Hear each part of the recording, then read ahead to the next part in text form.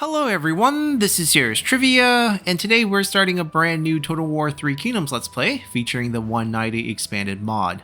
And as you can see, we'll be playing as Liu Bei.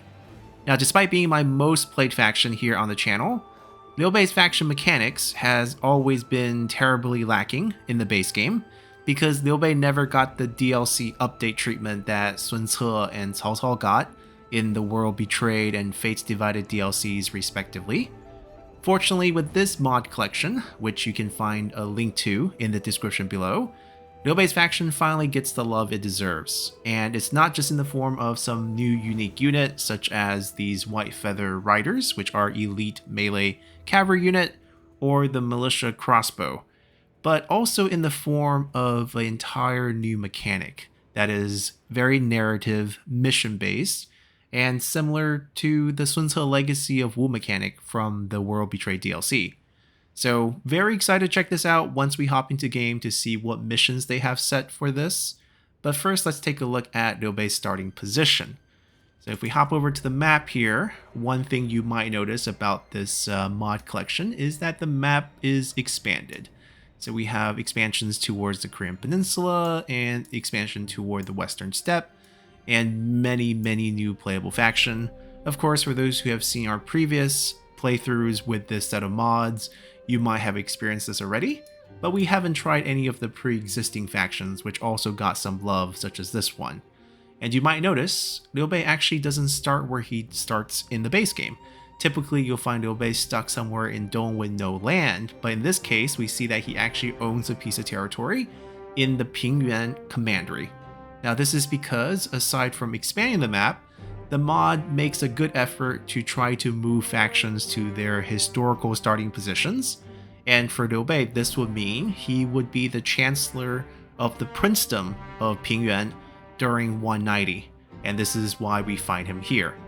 And we'll dive deeper into Liu Bei's historical background as well as our starting roster of characters once we get the game rolling, which is exactly what we're going to do now, after quickly checking our settings, making sure we're on Legendary 40 minutes, and let's hop in the game. China must be united.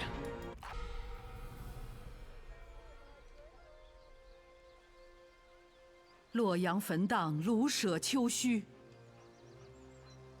东贼残暴生灵，百姓岂得安生？如今董卓千劫天子，挟献帝西投长安。备无力救陛下于险中。联军不思进取，你已无法按捺。现在是时候进攻了。然天下人黄金猖獗，匪盗横行，备必当伸大义于天下，还百姓以太平。 关张二将不忘誓约，愿效命疆场。董卓前途费力，定要制裁此贼。主公，我等今已如破风利剑，但听主公号令。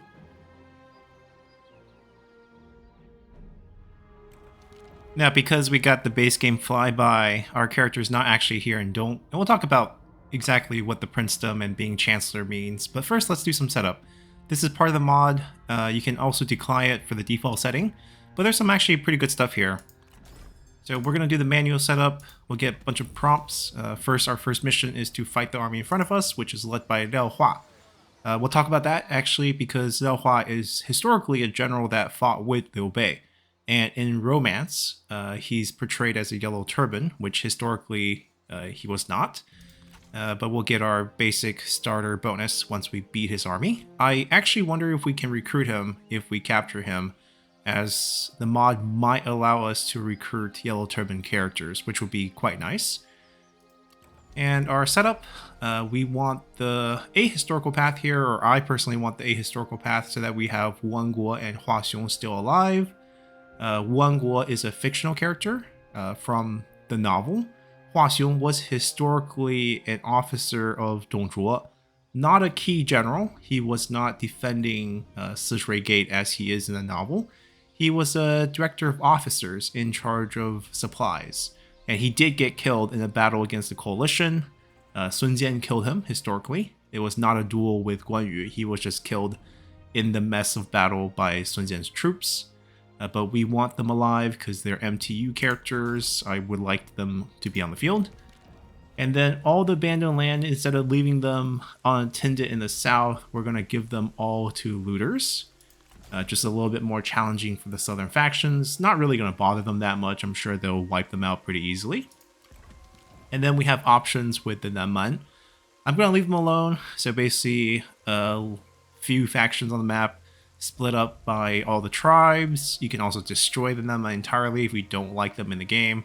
Or they will be combined together. We're just going to leave them alone. And we're going to keep Liu Bei with Dong Zhuo's faction. So I'm not going to have him as an independent faction in the 190 start. It will prevent Diaochan from popping up and Dong Zhuo won't die from this. I'd rather we follow historical steps for this one. So keep them together. And the same with... yeah, they're going to be confederated because they do spawn out as different factions for the mod, so you can play as Liu Bei in the 190 start. Same thing with Sun Ce. We're also going to keep him with his dad. And there's a new option for those who want to play This is Total War Achievement. Basically, there is now a mode that will lock you in and automatically declare war for you. So this way you won't miss anything. We're not doing that for this particular Let's Play. So we're going to say no. And this is our intro. Lord Liu Bei, Dong Zhuo has seized the emperor and now wields imperial power to his own tyrannical ends. The Han dynasty must be saved, even if you must take their land back by force. First, we must defeat the nearby Yellow Turban insurgents, then find a place to build our strength. Nearby Tao Tian and Kong Rong are Han loyalists who may offer us aid. The time to act, my lord, is now. So this is actually the standard base game intro, kind of different from our situation. We also get the kids early on. So Guan Yu is going to have Guan Yinping spawn into game. Zhang Xuer, the daughter of Zhang Fei, is also going to be spawned into game. Historically speaking, these are all too early. But that's fine, or else we're not going to have them spawning in. And if we take a look at our court, we have the Chancellor position available. We have a new position called the 5 Tiger General, which if we just pop in, let's say, Guan Yu to hover, we can see that it grants no desire for higher office until rank 10, so basically max rank, and we'll give our retinue bonuses. The retinue of these generals will have +8 morale, +5 melee evasion, 10% extra melee damage, which I assume is base, and 2 points of morale in own territory. So 10 morale total in own territory, and then 8 elsewhere. Very good bonuses. The salary increase is quite hefty, +175. The base salary is quite low. I believe that's on the character and not a change by the mod. We'll take a look at exactly the cost later. We have a lot of generals, and some of them we're going to fire, not because they're generic, but because they don't really fit the historical setup, and we'll talk about why. Family tree, we can see the baseline here. I believe Guan Yu and Zhang Fei is going to have a pretty extensive family tree as well, and there's also historical birth set up here, where we will have historical children spawning in later. You can see 192, Liu Feng will come, and year 200, Liu Shan will come. So it will take a while for them to come of age, but they will become available to us, which is kind of nice.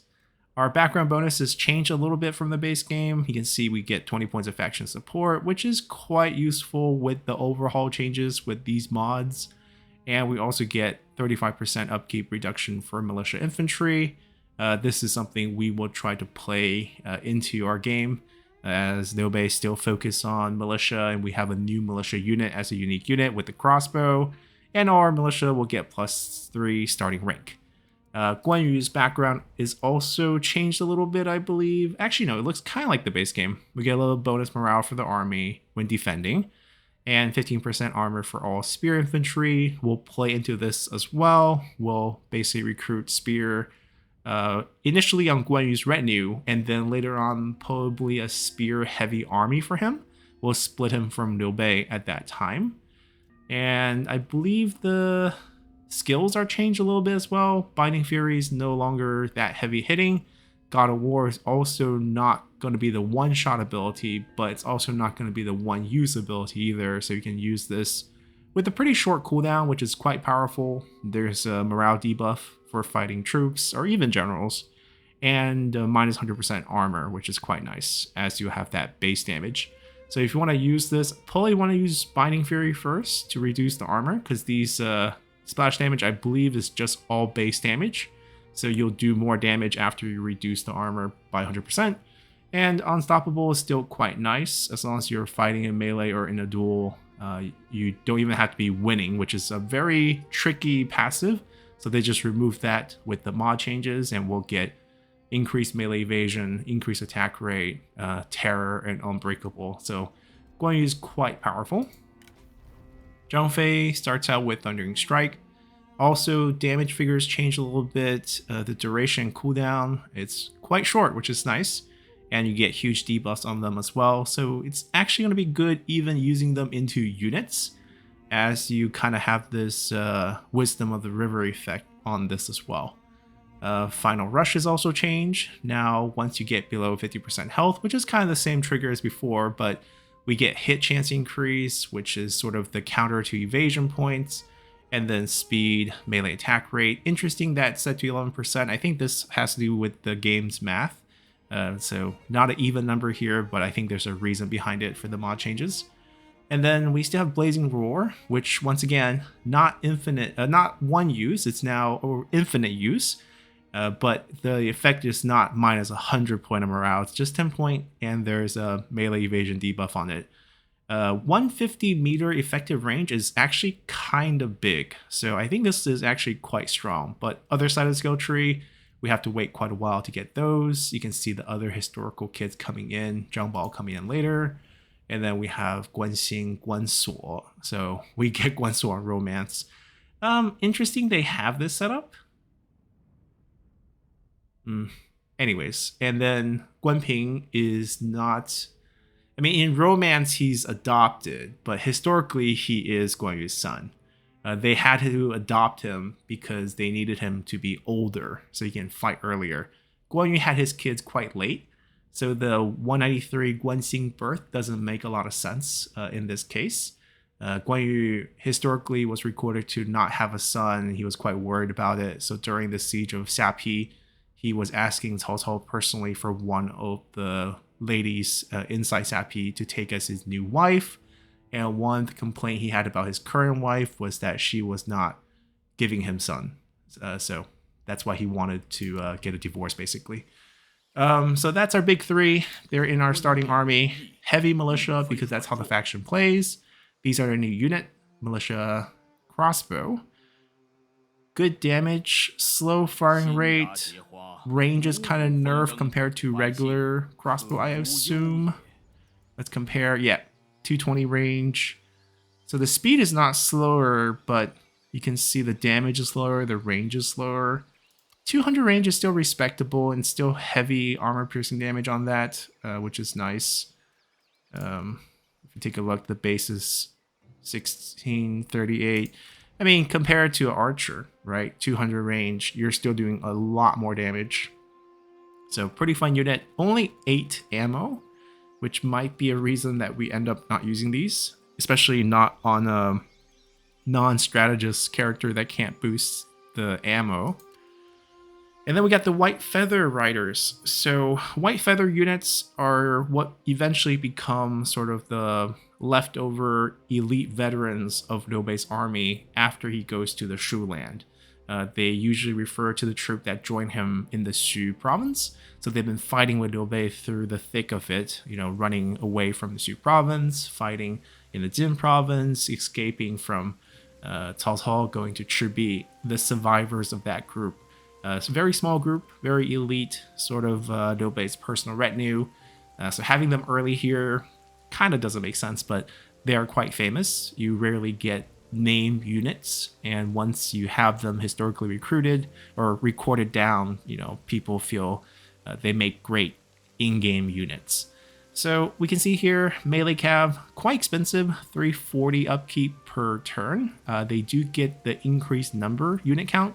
That is part of the overhaul here. I do believe they reverted some of the changes for the lower tier cavalry, where they no longer start with less numbers, a complaint that we had in our previous Let's Play on this mod. So those have been reverted, which is kind of nice.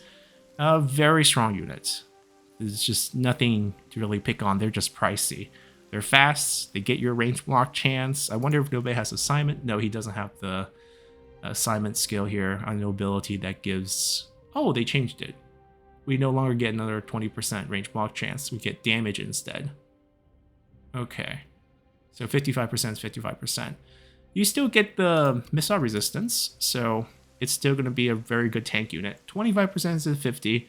So I guess we have to be careful to not really have them be an arrow sponge. That has been kind of changed in the overhaul. I think for the better. It's better to use shield units with very high range block chance instead of using these, but they're still going to be good chase down units. They have pretty decent damage, mostly base, but you can see here we have a melee bonus against infantry. This will be split and added to both of these damage figures in the same ratios of 1 to 4. So we'll probably see like maybe 9 more points added here and the rest of the 38 going over here. So these add up to 48, and this is 47. So it's pretty much doubling the damage when we're fighting infantry. That's how you can think about it. Pretty good melee evasion along with the shield, 88%. So they're going to be very good in sustained combat against infantry. That's probably how you want to use them. Maybe not even use them to chase down range, but to actually fight enemy infantry with a decent charge number here. We'll see how they perform in combat. Once we hop into our first battle here, we'll run them into these yellow turban warriors and see how they clean up. 150 units though, still very high unit count on the yellow turban units. We mentioned before, Liu Hua, he is historically a general who did work for Liu Bei, but in Romance they have him first as a yellow turban who basically become reformed. That's not the case historically. Historically he was just a regular, non-yellow turban who joined Liu Bei's army and fought with him for a long time. He lived into his late 70s, I believe, at least, if not early 80s, and, seen pretty much most of the Shuhan history. Hopefully, it looks like they're giving us the boosted capture rate, right? 1,000 extra percentage to make sure that we get Liu Hua. He has resiliency. There should be no way that we can kill him. And he's guaranteed to join us, which is lovely. We'll get to use him and see what his skill tree look like. We're going to be pulling out the garrison. We're going to try to kill off this garrison to make the follow-up fight easier. Now, while we load into battle here, we can talk about some of the princedom stuff that we mentioned earlier as we set up the game. Liu Bei is the chancellor of the princedom of Pingyuan this time. Princedoms are basically title land given over to princes. Princes are usually close relatives of the imperial family who did not become emperor, right? So if, let's say, the current emperor has a bunch of sons, he picked one to be heir to take over after he dies. The other sons are called princes, who usually will get a princedom. And basically what happens is they take up a parcel of land, usually in the form of a commandery. It's probably one of the higher setup of princes, different tiers of princes. So if you get a whole commandery of title land given to you, that's a pretty big princedom. Now there are princedoms that are multiple commanderies big. Those are usually not given to the emperor's sons. Those are usually when you have a very powerful regent like Cao Cao or Sima Yi, for example, who has taken over the court, and they're giving themselves these large princedoms to kind of, cement their power before they usurp. And those princedom can be quite large. Like Cao Cao was the princedom of Wei, and that princedom, I believe, was 10 commandery in size. And the big deal about princedoms is we see if we can get a duel here. Yes, we can. Let's juice up the experience for Zhang Fei. Now, do I worry about like killing him, knocking him out for like an injury trait? So maybe we want to just rout him instead of kill him. Maybe that's a consideration. But anyways, for princedoms, what happens is you become a prince and you go to your title land. You have no administrative power over the land. You have no troops. You basically get a portion of the local tax revenue. The emperor, whoever assigns you that princedom, will say you get X number household of tax revenue a year. So instead of paying the imperial coffers from the local land, those civilians' tax income will go to the local prince. And they basically get to live a life of luxury in that area until they die. And if they die, their oldest son or whoever they pick as their heir would inherit their title. But if they have multiple sons, the other sons will get a lower tier title. So princedoms are for prince level, and then you have dukedom or duchies for dukes, and then, you know, counties for counts and so forth. It goes down tiers. And then over time, as this family passes the title on, it will split up their title land. It'll go down a tier for each generation, and sometime splitting even farther, you have multiple kids. This was implemented in the Western Han Dynasty pretty quickly because they realized that if they don't do this, and they keep handing out these princedoms to the imperial kids or the princes, they will run out of tax revenue and land to govern. So they basically split things down, and every year you're supposed to pay a tribute to the emperor from your princedom. It's usually an alcohol tax, because the wine was supposed to be sort of offering to the ancestors. That's the form of tax excuse, or the reasoning behind the annual tribute. You're paying a tribute so that when the emperor performs the ancestral worship and, you know, go pray to your clan's line, the previous emperors and family members, you're offering a wine for your ancestors. And if you don't have wine, you kind of pay the equivalent in gold. And there was a purity requirement.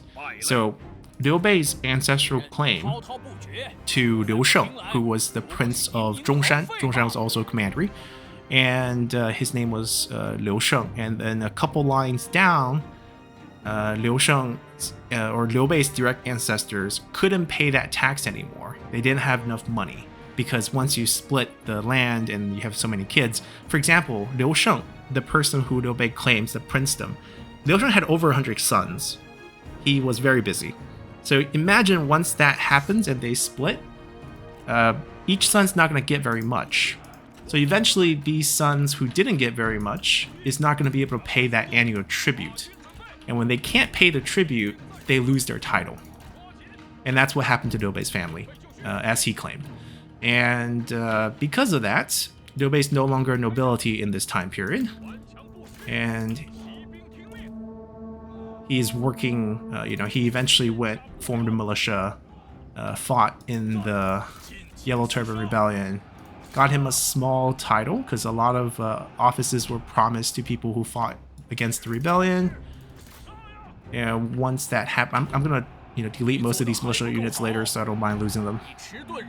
They do kill pretty fast over here. Let's see if we can do some reverse charges into the infantry line, see how that goes. I'm just ignoring that Hua for now. I'm probably just going to army loss him. I can probably bounce over here so that when they do bounce back, it's not going to be a big deal. But the position that Liu Bei was offered, he lost it pretty quickly. In the romance novels, it's Zhang Fei beating one of the imperial inspectors, whipping them. But historically, that wasn't the case. Liu Bei actually did the whipping.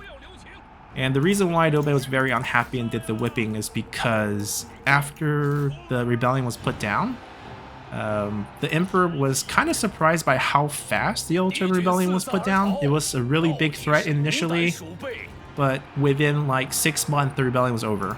And so many people has fought in the rebellion that they promised way too many titles, where they felt like, we can't just have all these people get jobs. We got to take some of these jobs back. So they're walking back most of their promises.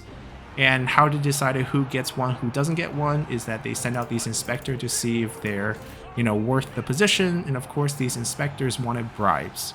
So if you paid the bribe, you kept your job. If you didn't pay the bribe, you lost your job. Liu Bei did not pay the bribe, and he was stripped of the title. Liu Bei became really mad, and Liu Bei basically tied up the inspector and whipped him, successfully losing the job for good. He took his militia and they just ran, because obviously if you whip the imperial inspector, that's not a good ending for you coming. So once they ran, they went to a county near Pingyuan where they helped the local, I believe just the mayor, take care of a bandit threat, because they had a militia with them. And after they successfully was able to help out in that situation, they were eventually nominated by the local to become the next mayor. I don't know what happened to the current mayor, that was not recorded, but when that mayor was gone for whatever reason, maybe death, maybe other reasons, Liu Bei was nominated and Liu Bei took over. He did quite well, made a name for himself, and eventually he worked his way up to Chancellor of Pingyuan. So, basically worked his way up from being a mayor for a county all the way up to being the chancellor for the entire princedom. Chancellors equivalent to administrators. They're the same level. It's just that administrators are for commanderies. Commanderies sort of the basic division of land. And if a commandery gets a prince title to them, it becomes a princedom. It's just a different name for the same thing. The government picks who the chancellor is. The government picks who the administrator is. The prince has no choice on that. Sometimes the princes, work well with their chancellor. Sometimes they don't. All right, they want us to take over the county here. We killed off a lot of the troops. I'm thinking we just take the delegate here because I'm probably getting rid of most of the units.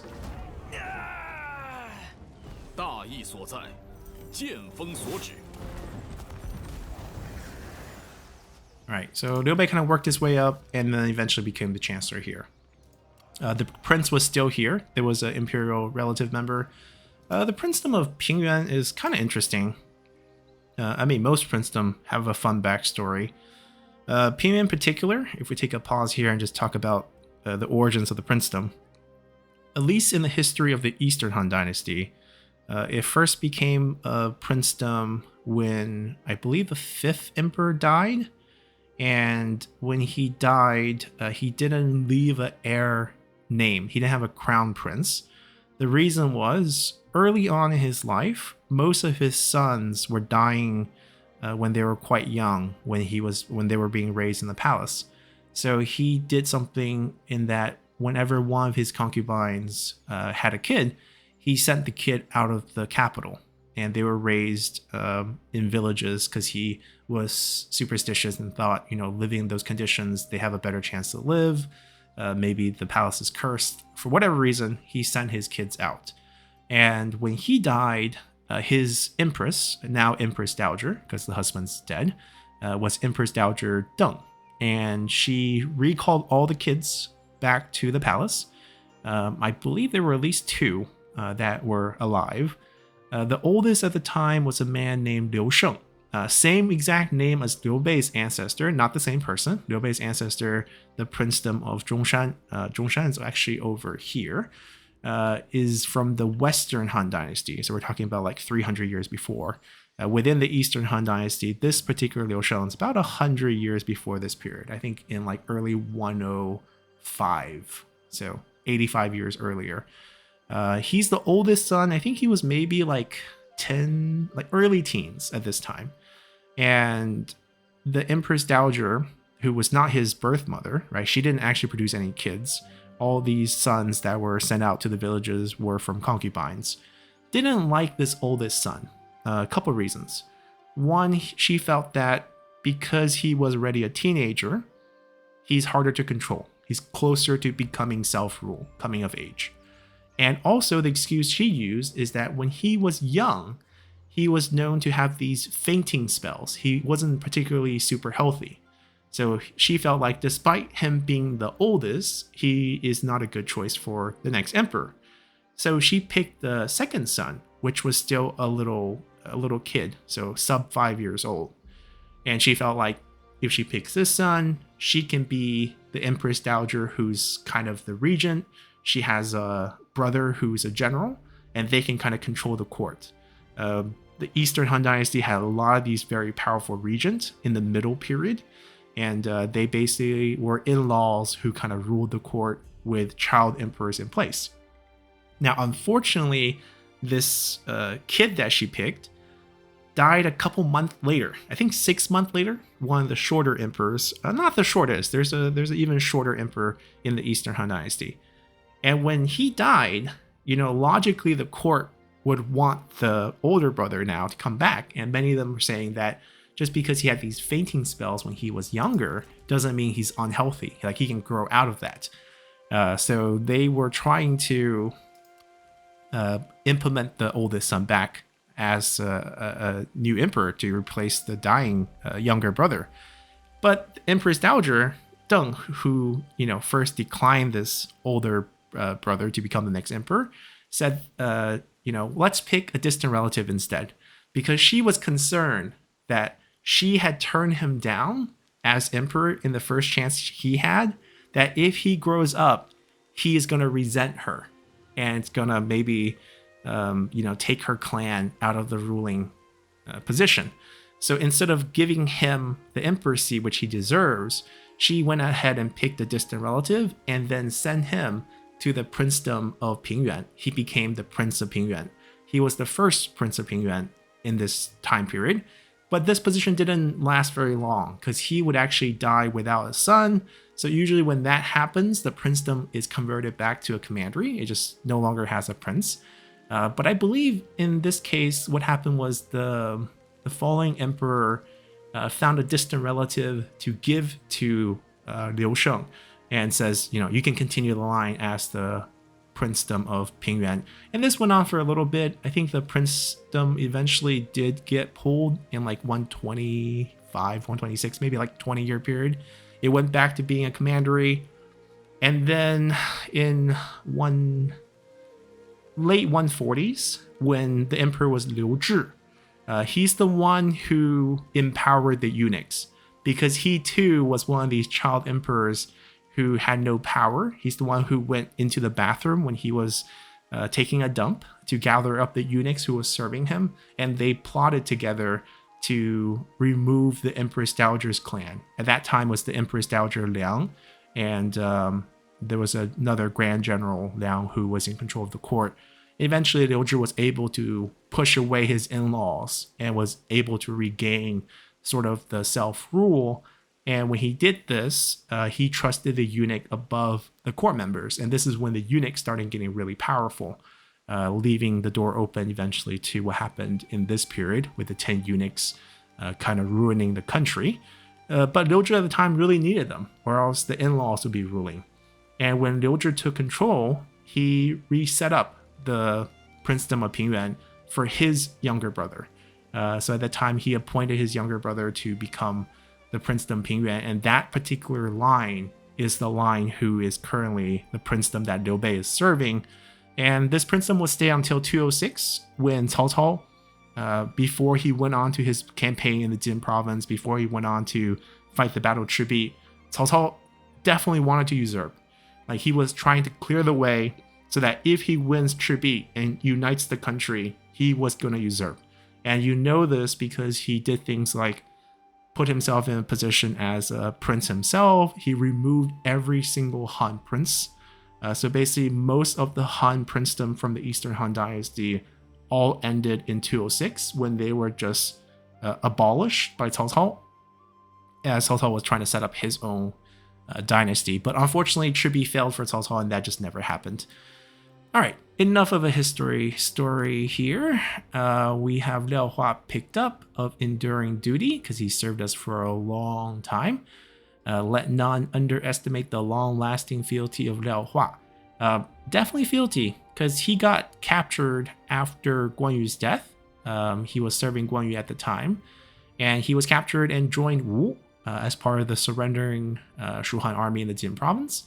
And once he was in Wu, he faked his mother's death and used that opportunity to kind of escape with his mother. And he made it all the way back to Yiding Fortunately, at the time, Liu Bei was campaigning in Yiling, and he was able to rejoin the Shu Han army, and he would survive the defeat at Yiling as well, and eventually make his way back to the Shu Han land, and later on join northern expeditions throughout Zhuge Liang's reign, and then later on even under Jiang Wei's command. So he's seen most of Shu Han history. Unit upkeep, and a little bit extra morale for his own retinue. The upkeep is for the whole army. That is actually kind of nice. Satisfaction boost. Yellow Turban skill tree. This is something I do like. Although it's a veteran skill tree. Oh, a healer skill tree would be so much better, but this is fine. Campaign movement range on reach. We got a lot of range bonus. We got the composure from the Han skill tree. We got focus, which is a little bit extra range damage. We got the passive 5% industry income. That's lovely. This is good for post-battle loot. Double fire arrows, kind of overkill. Integrity. Ooh, a 1% corruption reduction. Nice. All right, we'll put him to use eventually once we get our second army going. Right now, we probably don't have that luxury. Looks like our enemies are basically the Han territories, which we can absorb using our Unity mechanic from the base game, which has been slightly overhauled. So we no longer get extra administrators from them. Instead, we get desire for higher office discounted. We get income from all sources and corruption reduction up to 15%, which is actually quite a lot. So this is more of a income boost for us. And then this is the path unity. This is the mechanic I talked about when we were setting up this campaign. So this is sort of the legacy of Wu for Liu Bei. And we have different missions for him to do and different faction effect to gain. These are quite powerful. So we see the first one here, 15% corruption once you get all 3 missions done. And the 3 missions are capture 10 settlements with Liu Bei as commander. So fight with his army, capture settlements, win 10 duels as Liu Bei. So we got to get this going. At the start of your turn, have Liu Bei be rank 5 or higher. Pretty easy to do. And the additional bonuses we get for each individual one is mustering turn, plus 5 morale, and the relationship with Han Empire factions. I believe they're all given to Liu Bei. I don't think they're given faction-wide. I could be wrong. We'll see exactly where these bonuses are applied. And then Oath of the Peach Garden. If we have Guan Yu at rank 7, Zhang Fei at 7, Liu Bei at 5, we get Charge Negation, more diplomatic relation, campaign movement. I suspect, are these going to be faction-wide? They'll be way too strong if they are. I suspect it's on the character. And then we get 20% character salary discount. Very nice. 15% armor piercing damage. I believe this is melee damage, even though the icon's kind of bow and sword. Not exactly sure. Beat Cao Cao, beat Lu Bu. 10% corruption reduction for beating Cao Cao. Okay, that's really good. I mean, it's 25% already from these two, and then another 15 from this. 45, that's 40% passively just from these abilities.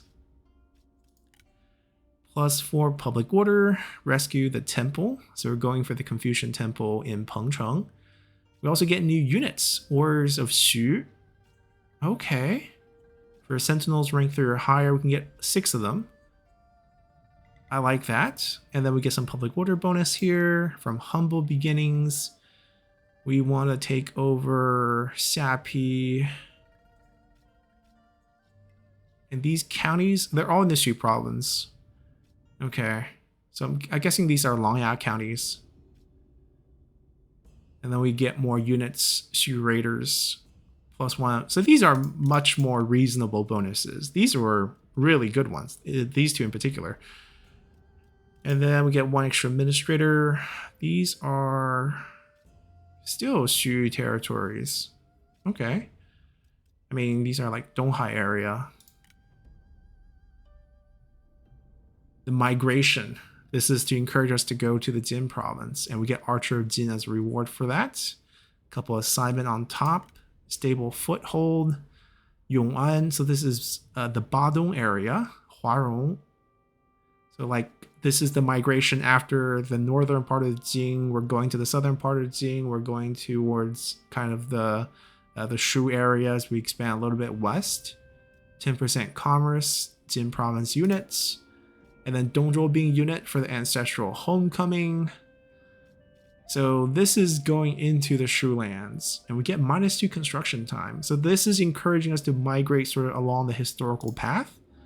And then ancestral heartland, Chengdu. So we're in the Shu commandery for good, basically controlling the Shu commandery. More Dongzhou Bing, 15% from all sources. Going to be an economic powerhouse as a faction with all these faction-wide bonuses. Picking up Zhuge Dan and Pangtong, having them rank 7, rank 5, character experience, which is going to be fine. We can load up on that because we have a lot of different positions to reduce desire for higher office. The 5 Tiger Generals, have them rank 7, 7, 7 across the board. Ma Chou hasn't been discovered yet. And I don't know what his bonus will be, but we'll see. Play something with cavalry. Our two wives, Lady Mi and Sun Ren, more desire for higher office. Wei Yan and Huang Zhong, the 2 that joins in the Jin province. Ooh, faction-wide bonus? I'm guessing that must be a faction-wide bonus. That's going to be quite strong. As will the 10% replenishment. Okay, so this is going to be hard to get because they might die pretty early on, especially Lu Zhi being old. This is our childhood teacher, and this is our classmate. Picking up the capitals, Luoyang, Chang'an, Lantian. Okay, so these are the counties for these 2, and we get 50 point of prestige, as well as Imperial Guard, Imperial Defenders. Okay, encouraging. So nothing too crazy, but just sort of a guide to follow sort of Liu Bei's historical path, his historical generals, wives, and eventually make his way back to restoring the Han capitals. Time to delete some units and generals. So I think what we want to do here, especially with such low replenishment rate, thanks to the terrible initial faction support, which goes up to full in 1 turn, which is great. So we don't have to worry about the debuff that much. We do have quite a few bonus to work against that. I don't want the Archer Militia on Guan Yu. That makes no sense. And on Zhang Fei, I think we want to go with some of the Shot Cav. I don't think Crossbow Militia are going to work out on Liu Bei. We're going to wait for like a strategist. We don't have one to start. Someone with more cunning to kind of help with the ammo situation. That ammo is way too low. These elite cavalry units are kind of fun. They took more damage than I thought fighting that captain and then delegating afterwards. I thought they would be sturdier than this. I was wrong. So we'll probably have them mainly charging enemy, I guess, weak units. Could be range, could be the militia tier units. And go with that. This also saves us some money. Speaking of money, we should have some good buildings. So there is some change to this particular building chain in that it not only, the initial effects just kind of reduce. There's no penalty to public order and you get good income. That's still true. But we also have the nice militia replenishment. It's just a must build if you're playing as Liu Bei. And it gives the purple building discount. 5% to 10%. It's not 10, 10, 10, 15 as the base game. Because discount gets pretty ridiculous. We could get Daniel in here. It's only 5% cost. The -1 turn is really what we're looking for, but it will take him a turn to get activated, which kind of defeats the purpose of waiting this turn. So I think we'll just have him do it for the next build and have him sort of just 1 turn where he's not doing much. Now, aside from fixing the units, we're also going to fix the generals. Done. Committed agent is certainly loyal to someone. You had best hope that it's you if you put him in a position of power. I need to know the actual character to know exactly who he is. Huh, that's not exactly familiar. I think this is a typo.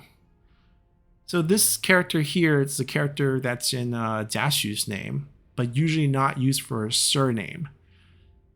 So the characters you see here, the spelling is sort of just phonetics, right? It's how you pronounce Chinese. It's pinyin without the tone markers on the vowels. So you kind of have to guess exactly what tone they're using, or you can just look at the character. This is usually not a surname character for Xu. There's Xu and there's Xu, two different tones. I think this should be Xu Dan. So this character should be Xu Chu's character with the Wu over here. So if it's Xu Dan, then it's someone who worked for Tao Qian, I believe, joins Liu Bei after Tao Qian's death. He appears in the novel and history. I think it's more in the history books. So his role is that he welcomed Lu Bu's army into Xiapi proper when Liu Bei and Guan Yu was out fighting Yuan Shu, and Zhang Fei was in charge, and Zhang Fei was fighting Cao Bao. So what was happening was certainly there was a lot of factions of Tao Qian who supported Liu Bei to take over as the governor of the Shu province after Tao Qian's death, but there were others who didn't want Liu Bei there, Cao Bao being one of them. Supposedly, Cao Bao was also an in-law of Lu Bu. One of Lu Bu's concubine was Cao Bao's daughter, I believe. And Cao Bao was in command of these infantry from Danyang. They were quite good infantry that came in with Tao Qian. Tao Qian was from Danyang himself. And he had these army units kind of stationed near the castle gates. And when Cao Bao and Zhang Fei were in an argument, Zhang Fei was not drunk. Historically, Zhang Fei was not drunk and lose Xiapi Castle. That was just in the novels. Yeah, Zhang Fei is casted as a lot of really dumb things in the novel, like whipping the official when he didn't do it historically. He also wasn't drunk when he lost Xiapi Castle. He was fighting against someone who didn't support Liu Bei. And when he was dealing with Cao Bao, Lu Bu came in, and I believe Xu Dan is the one who opened the door for Lu Bu and told him that Cao Bao was fighting Zhang Fei, so this is a good opportunity to go in and chase Zhang Fei out. And that's what happened. So I guess that also talks about why he's a committed agent, right? Someone who's not loyal. We're going to fire him for obvious reasons here. Not going to take the bandit. Oh, 800. Can we take some -5s? Chen Dao we're keeping. Jian Yong we're keeping. Liao Hua we're keeping. Okay, we can take some -5. 800 is still a decent amount early on. Oh, Shiren, I know who he is. Simmer Resent. So he's also known as Fu Shiren, right? So not sure about his exact surname. Some say it's Fu Shiren, some say it's just Shiren. He's the guy who surrendered to Lu Meng at the Jin province when Guan Yu was out fighting in Fan Castle. Shiren surrendered first, and then Mi Fang surrendered. So obviously not a great character for us. He was resenting Guan Yu because he was worried that Guan Yu would punish him when he comes back from his campaign, since he and Mi Fang were late on their supply delivery. So they made a mistake, and they were worried they were going to face pretty severe punishment because Guan Yu was pretty severe. And when they got surprised by Lu Meng's army, because Lu Meng's army dressed as merchants and just kind of floated into the city because merchants were given free passage, he basically picked the surrender route. And because of his surrender, the Jin province lost. Eventually, Guan Yu dies. He just ends up working for Wu. Not a significant character at all. I think in romance novel, they actually have him like trying to surrender back to Liu Bei when Yiling was happening, and Liu Bei executed him, of course, because Guan Yu's death. But I don't think that happened historically. Another traitor. Why are we getting these traitors in our faction early on? We'll take a second banish here. And then the other character that's generic in our faction is Liu Yan. It's not Liu Yan. It's not the father of Liu Zhang. I think it's another guy. Another guy with a funny story, actually. Yep, Liu Yan. Okay, so this particular character, extravagant alcoholic, that's fitting. So because he has the same surname as Liu Bei, they're not related. He joins Liu Bei, I believe, in the Jin province when Liu Bei goes to the Jin province. Liu Bei was quite impressed with him. Like, he talks big talk, a very eloquent guy, doesn't do anything. Talks his way to becoming like general of the rear for Shuhan, which is like a pretty high ranking level. Liu Bei liked him. And his funny story comes when Liu Shan was emperor. So when Liu Shan was emperor, during New Year's, traditionally, emperors visited officials' homes. That was the practice during the Han Dynasty. But family members of these high officials, because Liu Yan was quite high as an official. He was administrator, he was a general, and he didn't lead any troops. It's just a superficial general. I think he was general of the chariot at one point, super high ranking, like prestige wise. And he had a wife. This is definitely not his first wife, because he was quite old at the time, right? Liu Shan was emperor. Basically, he was marrying young girls after his previous wife died, and this very pretty wife, I think her name was Lady Hu, was going into the palace on New Year's to visit the Empress, maybe Empress Dowager. I think it's Empress Dowager Wu. So Liu Bei's late wife, the Empress he took once he became an emperor in Shu. So Lady Hu was visiting Empress Dowager Wu, and Empress Dowager Wu and her are friends. So she keeps her in the palace for a couple days to spend time with the Empress Dowager. And Liu Yan here gets super jealous because he thinks that his new hot young wife is in the palace having an affair with the emperor. Right? That's his assumption. That didn't happen. And so when the wife comes back home a couple of days later, he gets his troops to beat his wife, because I'm assuming he's quite old at this time and he couldn't do it himself physically. So he gets his troops to beat his wife with his shoe. So she gets beaten pretty severely. I think a couple hundred strikes. And she's severely injured, not dead. And she files a complaint with the Empress Dowager, right, who's her friend, that her husband is basically domestic abuse. And the emperor hears about this and, kind of speechless for Liu Shan to deal with the situation since the rumor is revolving him. But the result is that they had the court kind of deal with this case. And the result was that, one, it's not proper to ask your troop to beat your wife.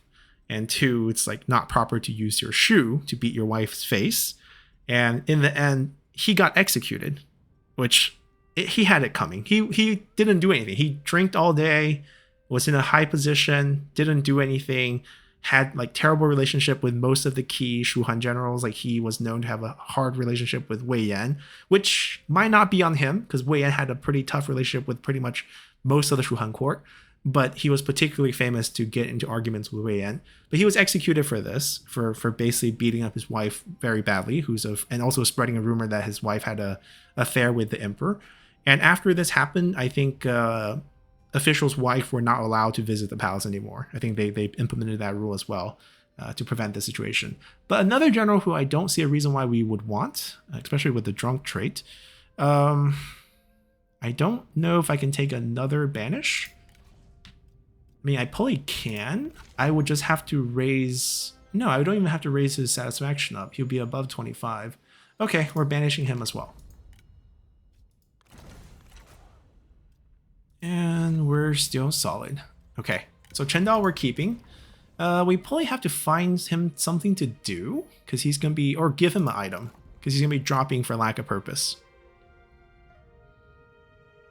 We're safe, because it's -2 lack of purpose every turn, but -3 points of banishment, because each banishment will go down by a point. Okay. Chen Dao's called the White Feather General because he later on commanded the White Feather troops. He was probably a member of the White Feather units. He was a personal retinue of Liu Bei. Kind of worked under Zhao Yun for a long time. Zhao Yun eventually got promoted away, and Chen Dao kind of took over as sort of the head of Liu Bei's retinue, but then Liu Bei died. So Chen Dao was just in charge of all the White Feather troops.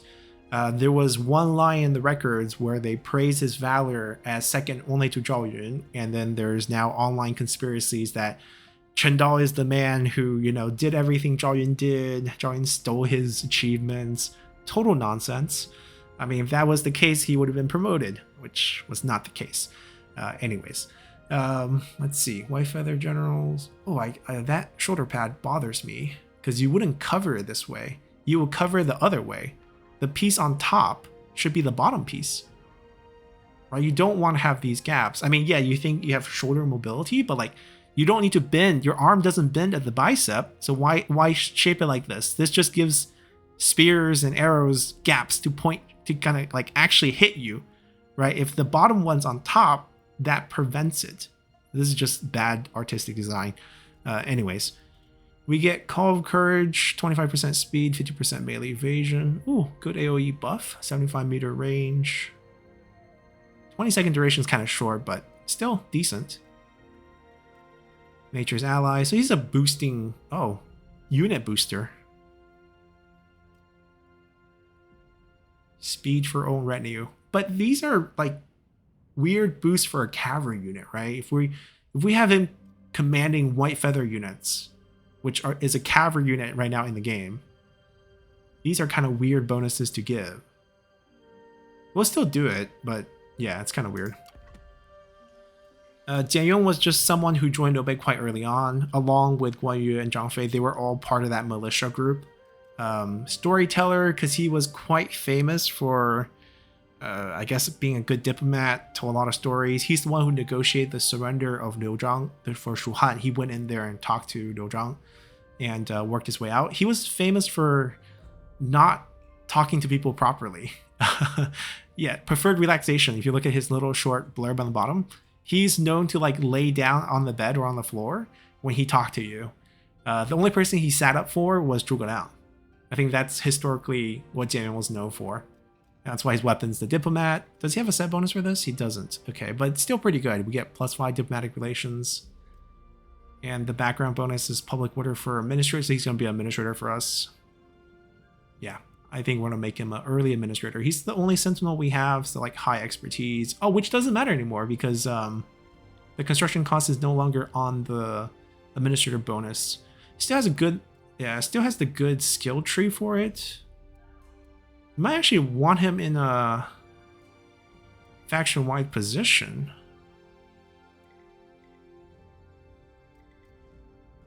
Nah, I think still administrator when we get a chance.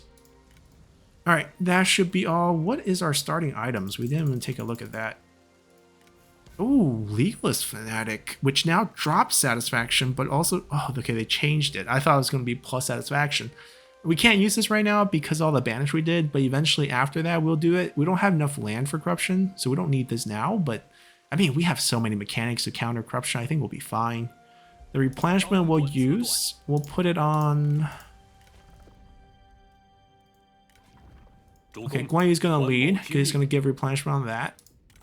And then we might as well get him, when commanding. So they changed it, so he can't stack water clock anymore. Fair. So Guan Yu will use the water clock here. Any items we can throw on Liu Bei? 10% commerce. Sure. This we'll use later. So pretty sure we don't have an heir. But we have those historical sons coming, and hopefully we'll get our wife. Chancellor, not worth having at this point. Yeah, it just doesn't make a lot of sense to get that peasantry bonus for 175 more. Too much. Alright, I think we're finally pretty happy with turn 1. We should have done some of the trade deals before we deleted the units. I realized that's a mistake, but it's not going to hurt us too badly. 1.5. Despite having to pay here, I feel like we want him to be our friend. Oh, the concubine no longer gives... It's a huge satisfaction boost, but it's no longer a faction-wide satisfaction. It makes sense. Why would your concubine make me happy? I mean, unless it's the story we just told, where the husband thinks the concubine's making everyone else happy. I don't think we need that. I'm thinking about paying him just to keep him off our back. I don't want to wipe out Yuan Shao early. Or maybe I do. Maybe I do. For Gongsun Zan's sake. Alright, we'll just sign the positive one. See what he has. Okay, 庄子 is still 5%, which is nice. We'll save ourselves for... Okay, so Lady Mi is not part of the family.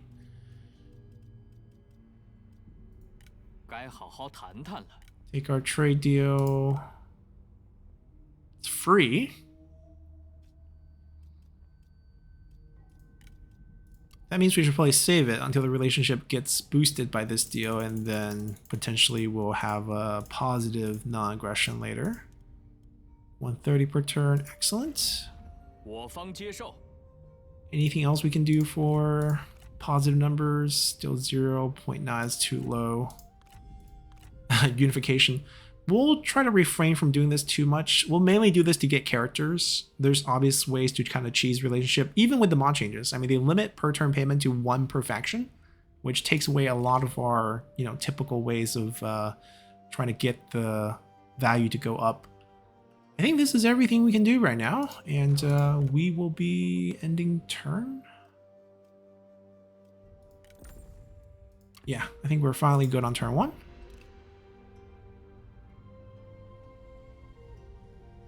I mean, given our starting location and having the Hun near us, we might just go after Yuan Shao early. This is one thing about this set of mods. The end turns are very slow. I think after this particular one, we're probably going to just cut this part out, just because the sheer number of factions added into the game with the map expansion as well.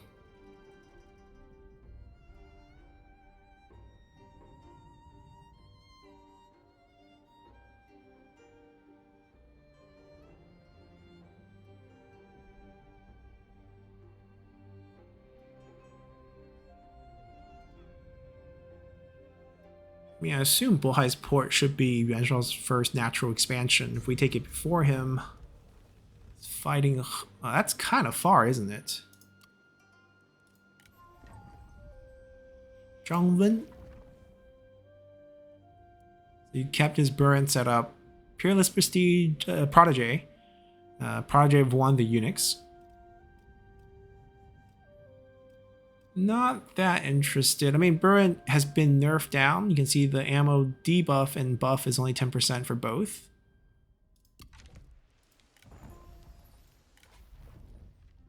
Principal Ambassador Han Song. 10% satisfaction. Not interested. Huayan's Highwayman, one of the bandits. One of the Han Sui's riders. Left Han Sui. So both of these left the Western faction. Han Song, Li Han. Chue Xuan was someone who declared himself emperor. Yeah, ambition's one thing, but performing a truly audacious act is another thing. He declared himself emperor in the Xu province. Tao Tian put him down. Yeah, somehow starts in Tao Tian's faction, gets Spanish. Makes sense. Disloyal to the empire, at large. Yeah, you think Yuan Shu was bad, right? Chue Xuan is pretty much Yuan Shu light. At least Chue Xuan had like a huge local following, which is what kind of encouraged him to go down that path.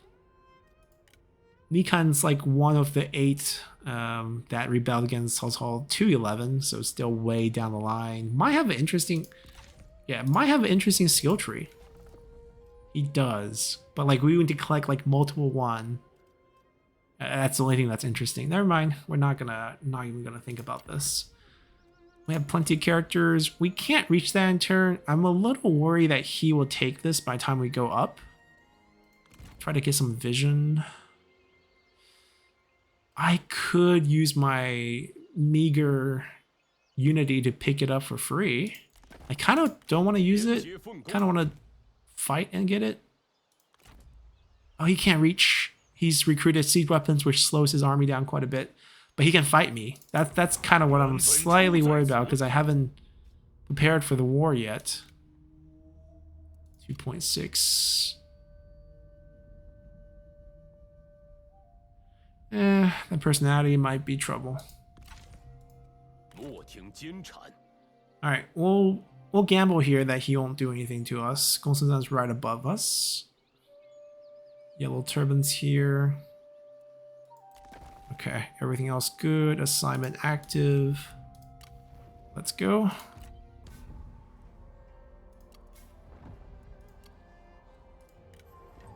Ooh.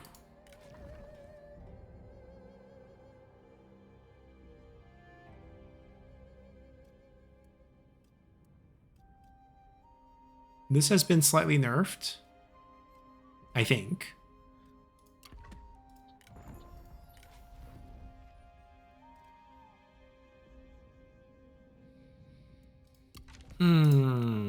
Taishizi is a local to the area.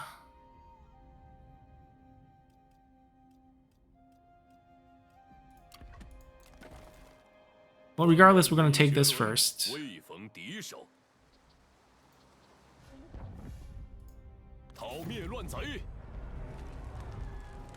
I think we can... We gotta fight this. How do we deal with the map? This is gonna be towers. That's the only thing.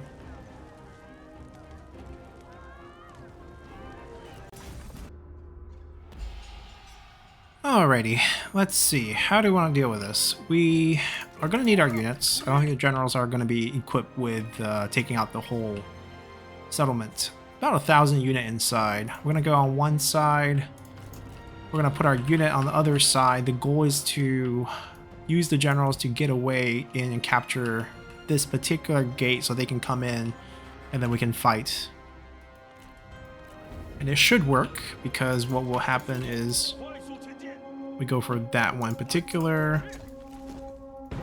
It's gonna be extra slow in the snow. They might get hit. We might have to wiggle them a little bit.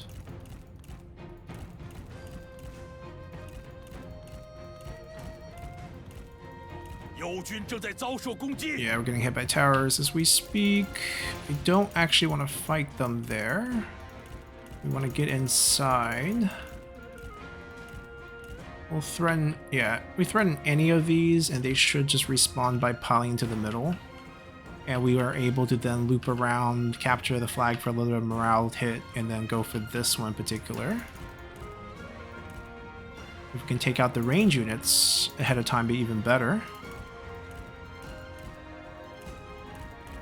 We're avoiding the fights with the spear. Quick hit. Just get a couple kills, get out. Don't want to fight the spear. And then ultimately, we kind of want to sacrifice our D militias to form a line and then get the cavalries to flank if possible. So we probably need this gate as well.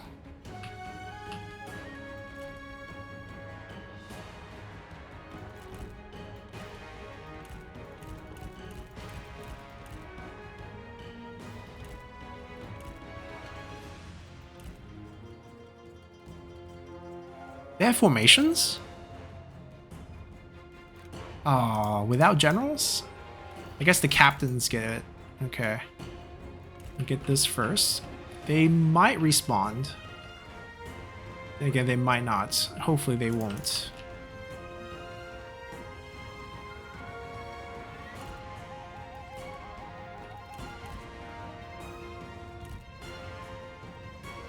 And then we'll go back and put some pressure on the archers, which probably force them to condense over here, and then we'll send the units up.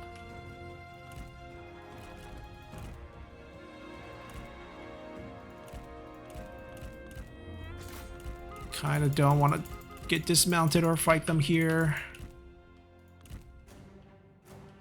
Yeah, if we pressure this, they should all crowd into the middle.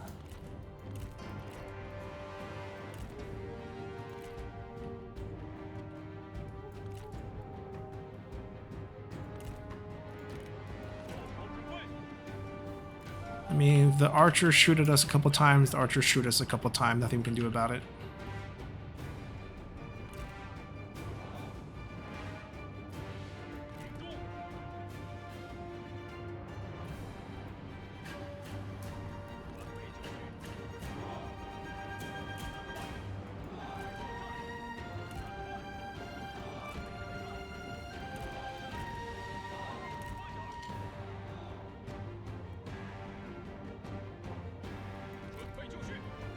Alright, this is our play. Try to get them to fight here, and then we get flanking angle with the cavalry over here, with the generals over here and over here. And that's how we take the win. Okay, if we pull off this, they should send units over.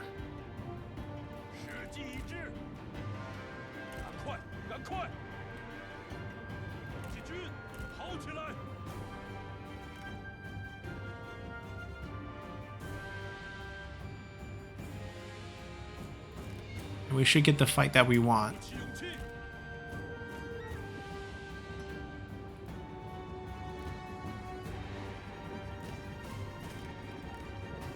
Alright, this is a tough one. Gonna split a couple units, retake this, which is fine.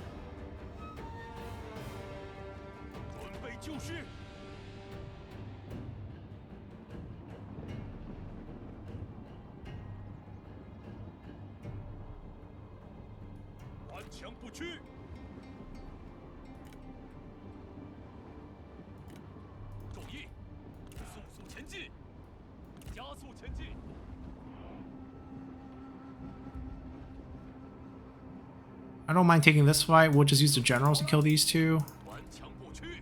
I need to bait them to come out to about here.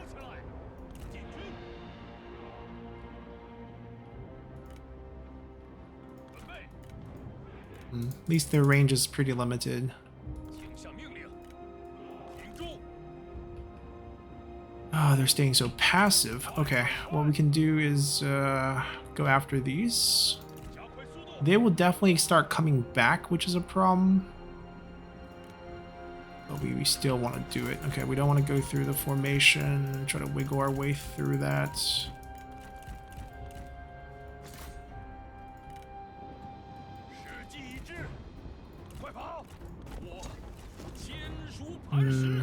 They are very good at protecting them, but we're also not getting a lot of speed in the snow. It's a problem.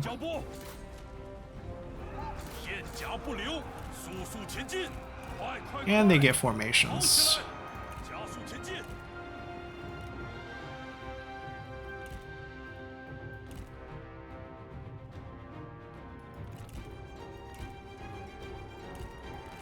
Okay, we got what we want here. Let's try to make this happen.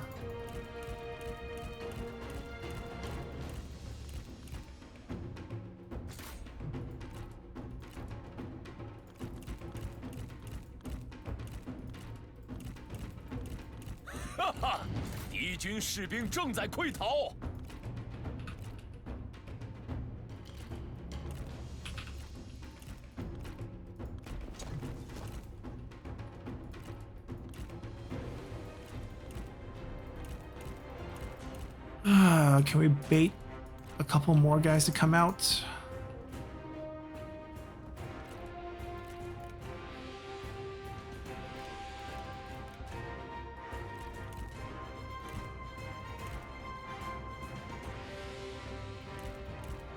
Maybe fight us here?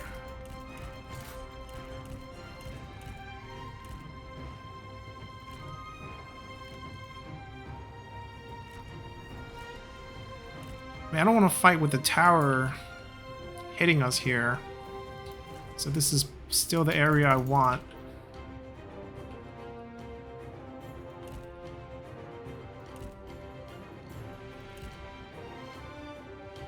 I mean, the minute we go there, they swarm the units back.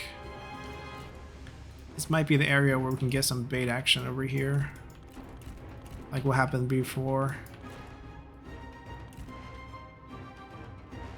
Where they can't hit us.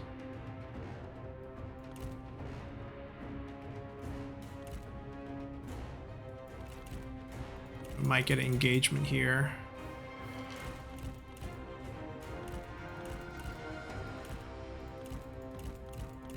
Yeah, yeah, chase us, chase us. We're right here.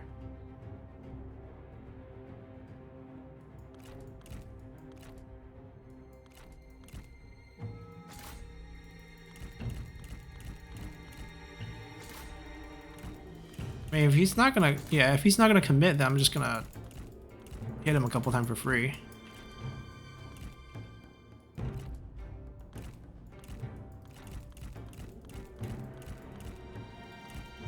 Alright, I think I got what. Oh, that's not what I want. That's not what I want. This might be what I want, though.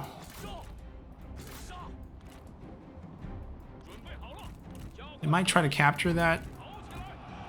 I want to make a play on their range units here. Hold on. We'll go after the militia. We'll use our ability dump here. It might be worth taking this charge, because I don't think their infantry can get back quick enough. Dump our abilities.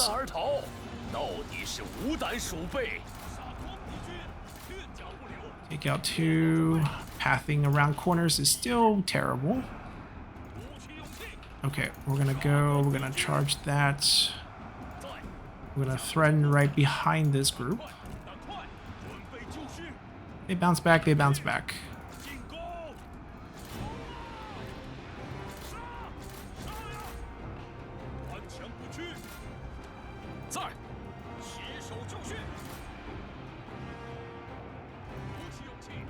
Alright, Guan Yu, you stay there. Stay here for a minute, capture this. Oh, did they not give cavalry any capture weight at all? That's kind of lame, but okay. We can work around that. Stop that.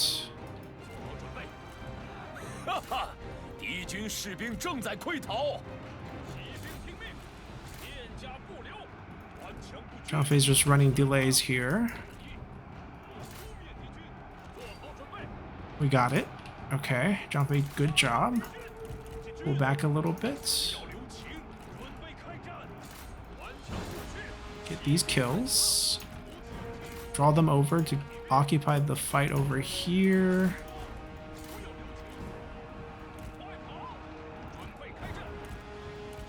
Yep, good. Don't let them capture. While you use your ability.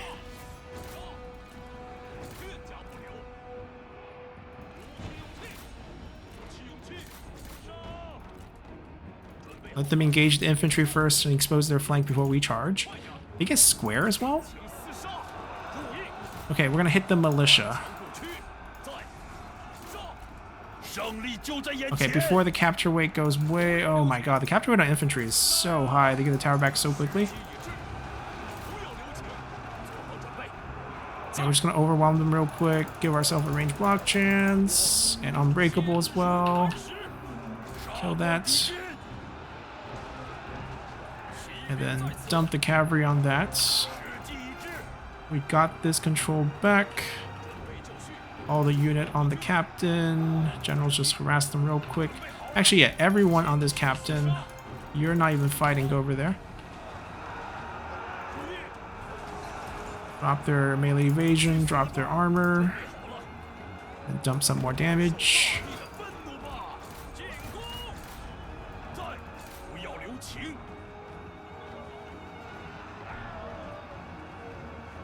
We're gonna ignore this guy.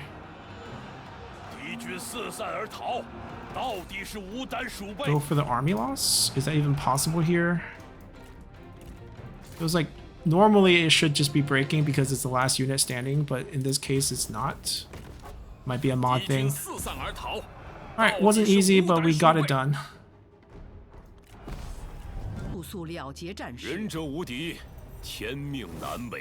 Alright, we're definitely going to occupy, but I might actually consider using this as a gift to Yuan Shao. In which case, yeah, We'll just occupy. 只有稳固发展， We get more trade 人们才 values 会 anyways. 交 You 口 could 称 drop 赞 it tier 1.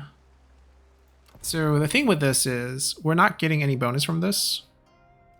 And we're paying a pretty hefty upkeep unless we wipe out Yuan Shao at Bohai. But I kind of want to keep him around to deal with Gong Sun Zai in the north.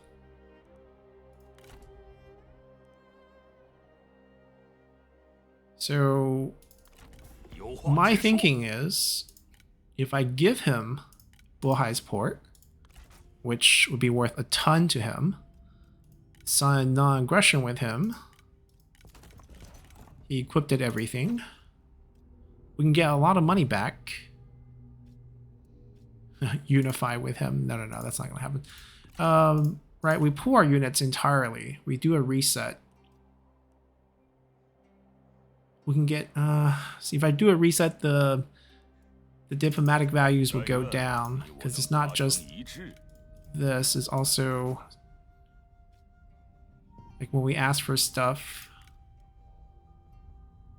all economic power.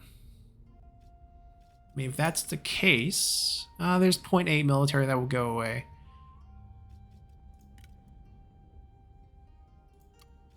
We'll be trespassing automatically if I don't move the units.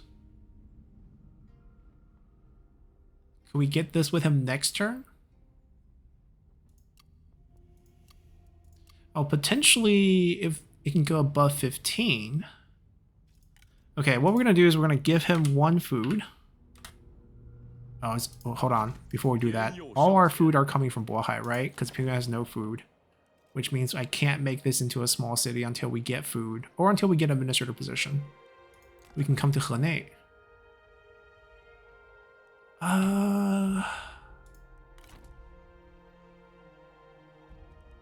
If we just do the mass recall.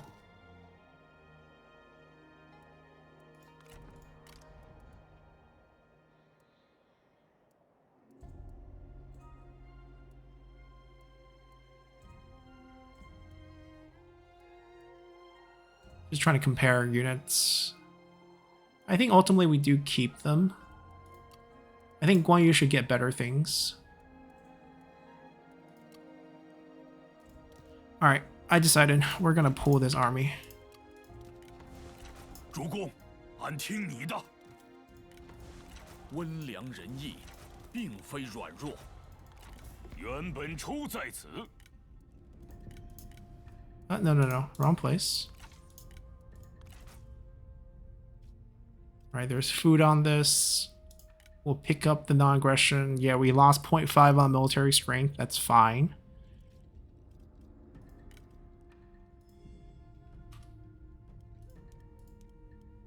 We'll get a hefty amount coming back.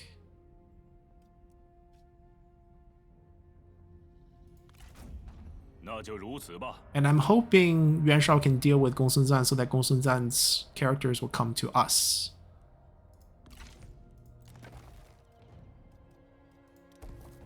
Yeah, we're just going to pump this up as much as possible. It's a 2-turn cooldown, so they're not going to come back on the field next turn. We only have 1 army limit, unfortunately, so we're going to have to wait on that. We can't recruit different units. I mean, I still want the 3 brothers to be in the same army. Once we come out, we should have plenty of money saved, and we can actually create real units on Guan Yu and Zhang Fei and have a real army go and take on Henei and try to get some food for our future expansion. Or we can go down south and try to take Luan. Either way, we have options. So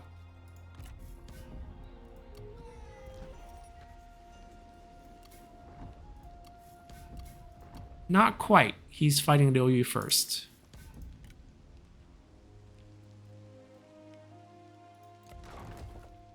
Okay, we need a city to get to tier 3.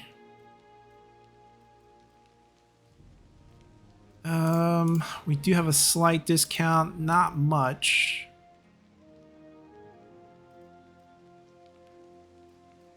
Ooh, this is from 60 to 120, but there's a 5% discount on that, which I think is worthwhile. We'll go with this first.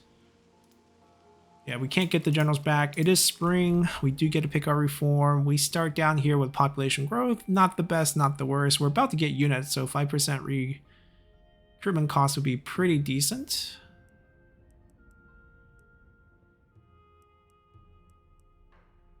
We can also get food this way if we're desperate. Green building discount, more population growth. We're going to get this first. We're going to check to see if we can get a new trade. No available trade partner, unfortunately. He's trading with...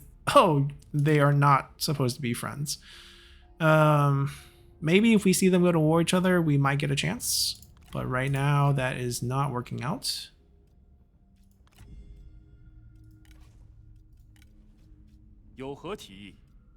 Yeah, Lady Me is not family, so we can't get the deal there. Let's just end turn for now. Alrighty. Not much else is happening. Liu Dan, I think, is a son of Liu Yan.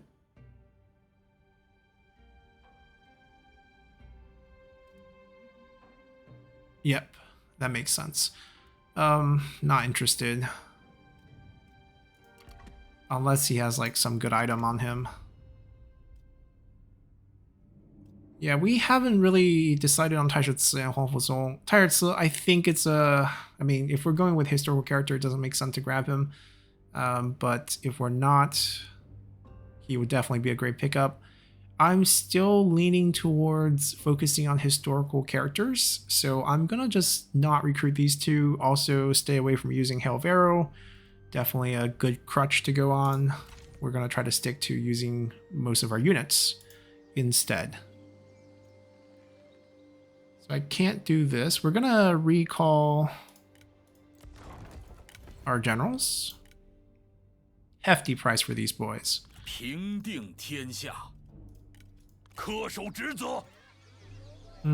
going to temporarily have Guan Yu lead, but then we also have to remember that Liu Bei needs to finish his mission, so Liu Bei still has to help us capture 10 settlements. We didn't have him do it at Bohai. Should have done that, should have done the switch before. I forgot about the mission that's needed here, but we can get this eventually, not a big deal. We have 11k, so of the spear units, obviously the D militia will be the lowest cost because we have just, you know, discounts as a faction. 35% upkeep discount, but they're obviously not great. Like, I can think of us getting a couple of these, but I'm leaning towards grabbing something more solid. So Spear Guard for anti-range, for example, would be a good option for us.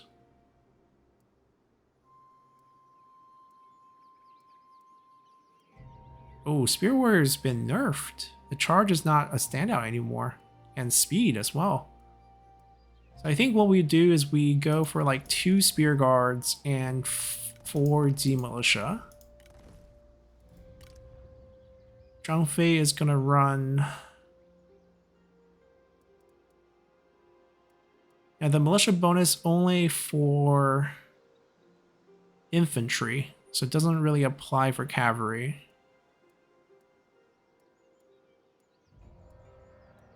Wait, why does this just look so much better? The Raider Cav has higher damage, higher charge, same morale, much weaker armor, but I think it's fine.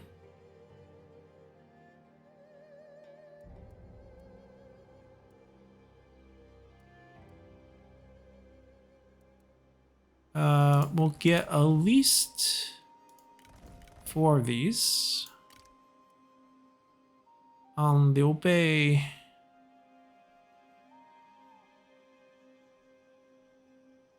I think we're gonna opt for some Saber Militia here. Very cheap. And then we have 5k and 800 income.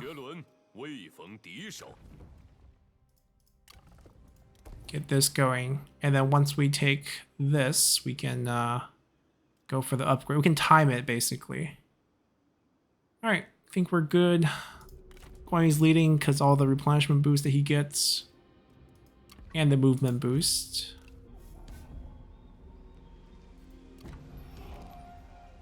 Alright, we've got the extra units. We pick up 10% replenishment, which would be very good.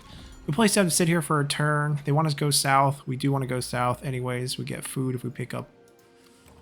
I think we still get Hene first. Huh? Nobody? I guess nobody. Okay.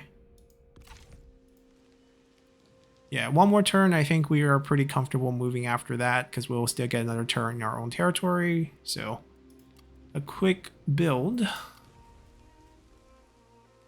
That's pretty much all the cash we have, and that's fine. This is going to have to wait. I also believe he's done his job. We're going to pull him back.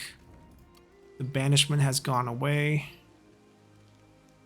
8 more points of lack of purpose will drop him below where we would want him. So we probably have to give him this. And we'll just continue for now. Alrighty, let's see who joins now.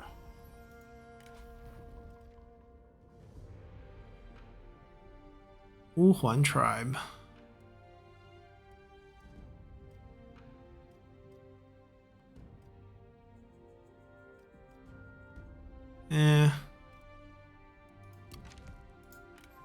I mean, if we said no to Taishi Ci, we're not recruiting him either. That's a pretty hefty recruitment discount. But if that's all he has, then he's a bandit. He's a bandit. Wrong side of the skill tree. I mean, if he starts with that, we might view him a little bit differently. Alright, we'll pick that up next turn. We should have a full heal. Yep, we do.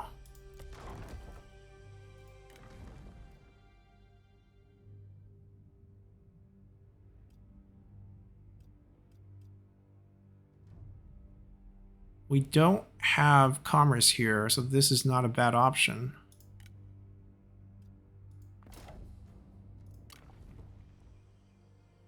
Yeah, in 2 turns we'll have 2,400 for this build up. 5% discount on the build. Not gonna worry too much about that.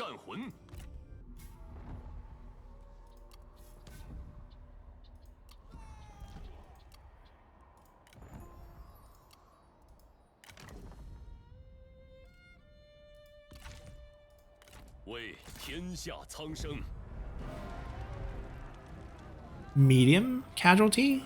Really? I mean, just a lot of peasants. 150 units each. Let's put this army to the test. Alright, because we don't have any range, it's going to be sort of a pretty different type of fight. They don't really have any cavalry.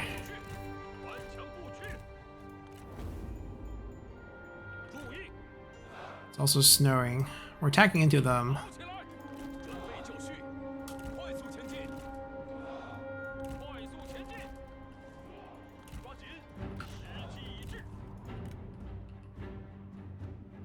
Once again, we're fighting in the snow, which reduces some of our speed.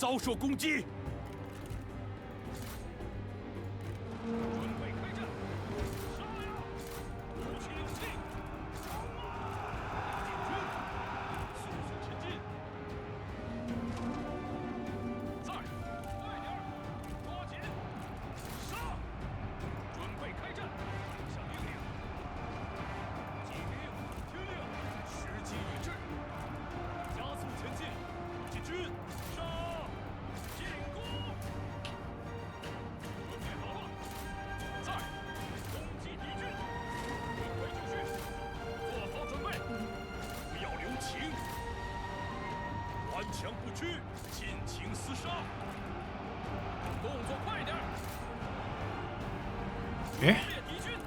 Wrong command.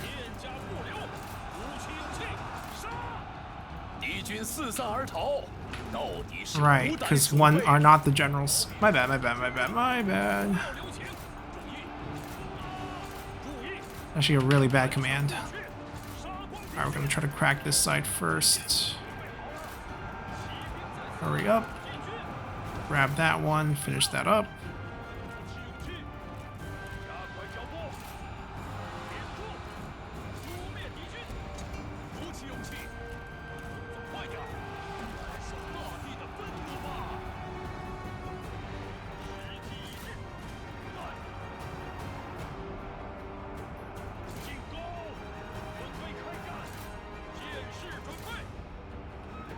Note to self, future, make sure to put our generals on 1 because I'm so used to clicking 1.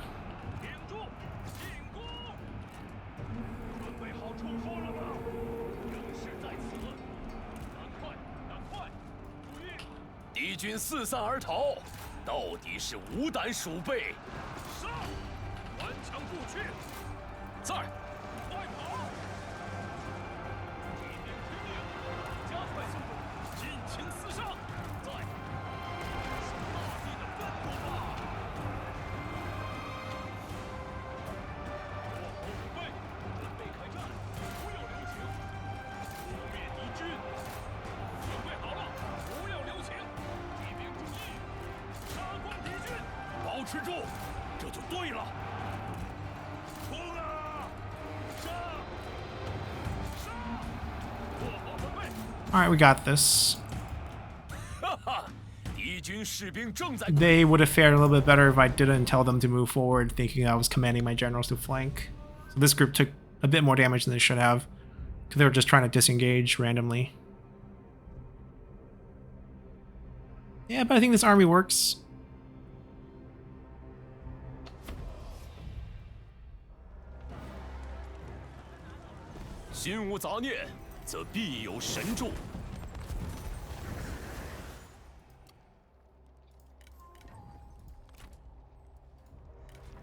Alright, he should hit rank 5 pretty soon. I didn't do the switch before the fight again. I have to try to remember that, because Liu Bei needs to get some commanding points.